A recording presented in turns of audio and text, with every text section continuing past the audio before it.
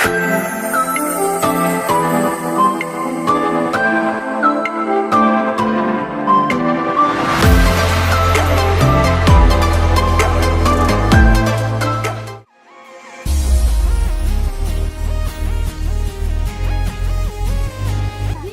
guys, sekarang kita ada di Bukit Gunung Kapur yang letaknya ada di Kabupaten Situbondo. Di sini kita meneliti litosfer. Iya, gratis. Pada proses terbentuknya Bukit Kapur, salah satu yang menjadi bahan utama terbentuknya batuan kapur adalah batuan sedimen karbonat, yang sebagian besarnya terdiri dari mineral kalsit dan aragonit. Lalu terbentuk ketika mineral mengendap dari air yang mengandung kalsium terlarut. Hal ini dapat terjadi lewat proses biologis maupun non-biologis.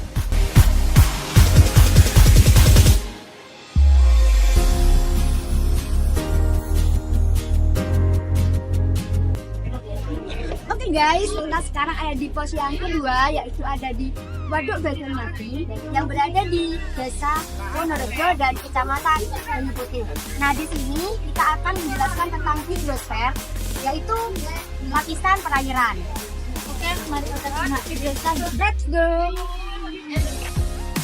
Sesuai dengan informasi yang kami dapat dari Pak Suprayit sebagai petugas operasi di Waduk Bajulmati, Waduk Bajulmati ini terletak di perbatasan Kabupaten Situbondo dan Kabupaten Banyuwangi yang berada di Provinsi Jawa Timur. Nama Bajulmati sendiri diambil dari nama sungainya atau Dam Bajulmati, sesuai juga dengan nama desa yang ada di bawahnya. Waduk Bajulmati ini memulai proyeknya dari tahun 2006 dan selesai di tahun 2015. Memiliki tampungan air sebanyak 10 juta meter kubik dan panjang dam sepanjang 250 meter dan mengairi sawah seluas 1.200 dan pengembangan 600 hektar. Pemanfaatan dan penggunaan Waduk Bajulmati ini digunakan sebagai pengendali banjir, suplai irigasi para petani saat musim kemarau, dan juga untuk mencari ikan dan memancing bagi warga sekitar.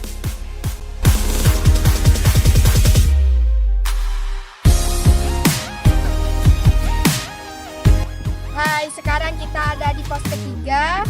Tadi dari Taman Nasional Baluran, terus selanjutnya ke hutan mangrove dan yang sekarang ada di Pantai Bama Yang terletak di kota Situbondo. Di sini kita akan belajar biosfer atau flora dan fauna. Yuk kita simak berikutnya.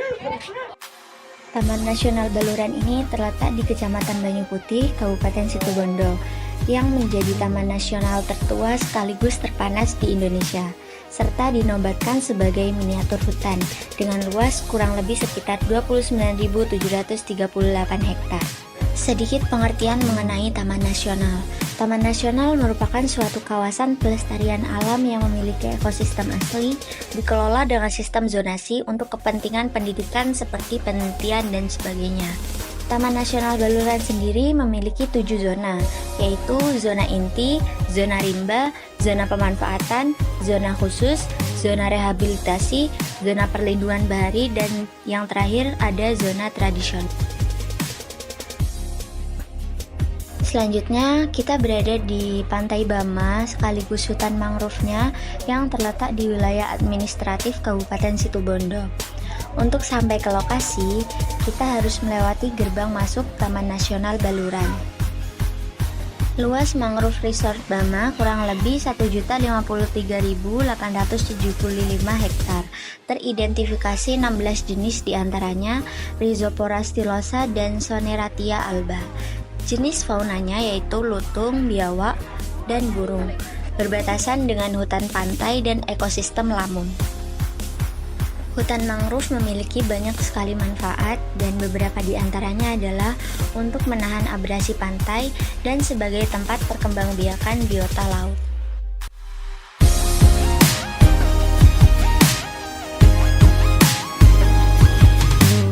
Guys, sekarang kita ada di pos terakhir, yaitu di Selat Bali. Tempatnya berada di Grand Dodol. Untuk penjelasan selanjutnya, mari kita simak video berikut. Selanjutnya, pos terakhir yang sekaligus menjadi destinasi terakhir kita, yaitu Grand Watu Dodol, terletak di Dusun Paras Putih, Desa Bangsring, Kabupaten Banyuwangi.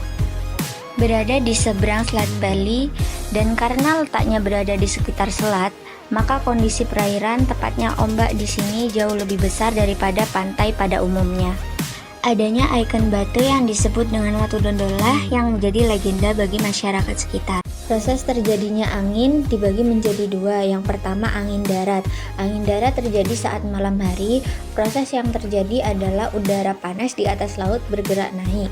Lalu tempatnya digantikan oleh udara yang lebih dingin dari daratan. Angin darat mempermudahkan nelayan kembali ke pesisir pantai. Proses terjadinya angin laut yaitu pada siang hari permukaan daratan lebih cepat menyerap panas dibanding lautan, hingga menyebabkan udara di atas mengembang dan naik. Hal ini menyebabkan udara laut ke darat.